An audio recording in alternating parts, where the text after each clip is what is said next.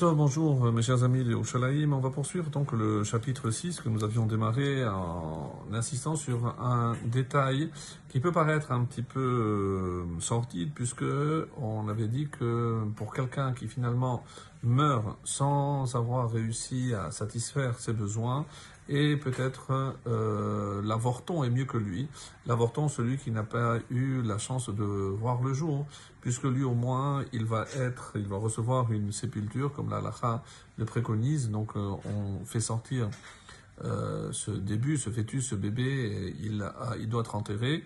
Et on ne le dit pas d'ailleurs d'après la halakha aux parents, et les parents ne prennent évidemment pas de deuil, puisque c'est considéré comme un avorton. Quoi qu'il en soit, donc on continue justement sur ce thème-là, et on arrive au verset Dalet, le verset 4 qui dit Ki bahevel ba ou bachosher yelech.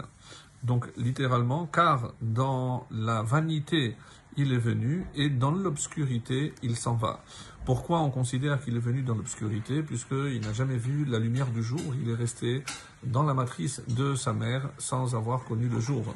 Ou bachosher shemo yechusé, et dans l'obscurité son nom sera caché, puisqu'il n'aura même pas de nom, comme vous le savez. Et donc, voilà quel est le sort finalement d'un avorton. Gam shemesh lo ra'a velo yada. Littéralement, il n'a même pas vu le soleil et ne l'a pas connu. Nachat lazé misé, celui-ci a eu plus de repos que celui-là. À quoi ça fait allusion? Donc lazé c'est l'avorton. Misé plus que celui qui amel kol yamav ou bet be'onyo, donc celui qui s'est efforcé toute sa vie à accumuler des richesses et qui est mort finalement dans la solitude et dans la pauvreté. Klomar matzavo shel ze garua Michel Hannafel, et donc sa situation est bien pire que celle d'un avorton qui lui n'a pas eu évidemment ni d'effort à fournir, ni n'a pas connu le soleil, mais c'est vrai qu'il n'a pas eu de vie non plus ici-bas. Comme quelqu'un qui finalement lutte et court toute sa vie derrière des valeurs qui finalement s'avéreront complètement erronées, futiles, et il aura passé sa vie en vain.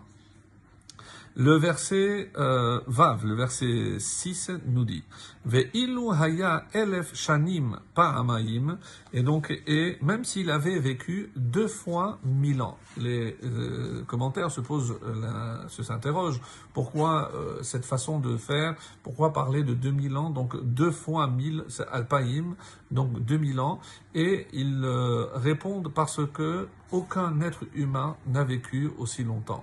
Nous savons qu'il y a eu jusqu'à 930 pour Adam, 960 pour Matouchélar, mais personne n'a dépassé 1000 ans. Donc même s'il avait vécu, c'est ce qu'il veut dire ici, même s'il avait vécu 2 fois 1000 ans, Pa'amayim, Shanim Pa'amayim, Vetova Lora'a, et qu'il n'eût pas goûté le bien ici, donc c'est le bonheur qu'on a traduit jusqu'à présent, Halo El Makom Echad Hakol Holech, n'est-ce pas, en un lieu identique que tout va.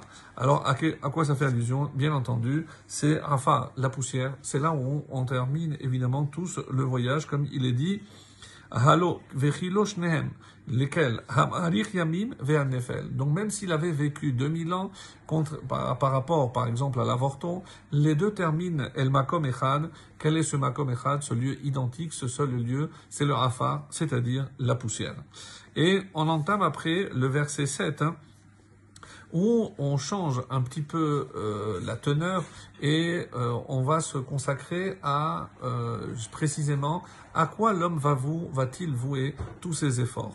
Et le verset 7 nous donne un aperçu, donc une première réponse qui dit « Kol amal ha'adam lefihu » tout le travail de l'homme est les fihou pour sa bouche. Alors les commentaires nous disent c'est les fihou limzonotav. Les fihou, c'est-à-dire pour ce qu'il doit manger. Autrement dit, pour la parnassa. Un homme donc s'efforcera toute sa vie pour la parnassa. Vegam hanefesh lotimale, et pourtant l'âme n'est pas comblée. Donc il ne sera jamais rassasié, comme dit Yeshgam Adam Sheno Masig et Mishal Alto. Donc il y a malheureusement des hommes qui toute leur vie poursuivent vivre et qui ont beaucoup de mal à atteindre cet objectif. Et c'est ce que d'ailleurs le roi Salomon va poursuivre dans les différents versets qui vont suivre pour expliquer donc cette notion-là.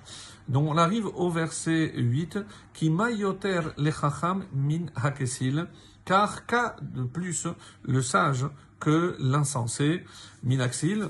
Pourquoi?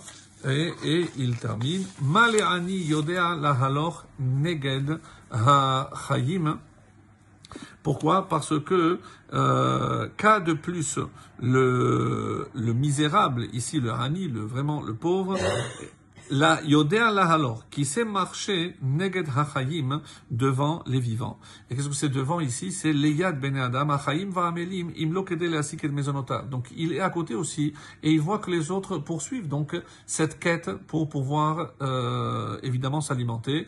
Gamze hevel ur'ut ruach, et il termine en disant et ceci aussi est hevel, autrement dit, vanité, ou et la poursuite devant. Finalement, donc, tout ceci sera en vain.